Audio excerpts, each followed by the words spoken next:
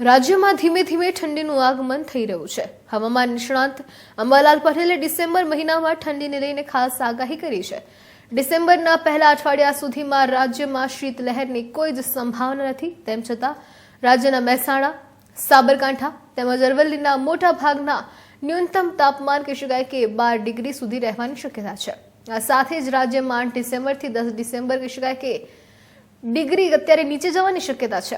અંબાલાલ પટેલે કરેલી આગાહીના અનુમાન કહી શકાય કે ઉત્તર ગુજરાત અને પંચમહાલ કચ્છમાં પારો ગગડે તેવી આગાહી હાલ તેમના દ્વારા કરવામાં આવી રહી છે। પશ્ચિમ સૌરાષ્ટ્રના મોટાભાગના વિસ્તારોમાં લઘુત્તમ તાપમાન 20 અને મહત્તમ તાપમાન 30 ડિગ્રી રહેવાની સંભાવના છે। રાજ્યના ભાગોમાં ડિસેમ્બરની શરૂઆતમાં ઠંડા પવનો ફૂંકાશે અને જેના કારણે 22 ડિસેમ્બરથી હાડથી જવતી ઠંડી પડવાની પણ શક્યતા છે। કચ્છના ભાગોમાં લઘુત્તમ તાપમાન 18 ડિગ્રી ઉપર અને મહત્તમ તાપમાન 31 ડિગ્રી રહેવાની સંભાવના છે। ઉત્તર ગુજરાતમાં પણ 15 ડિગ્રી જેટલું તાપમાન રહેતા ઠંડીનો ચમકારો અનુભવ થશે।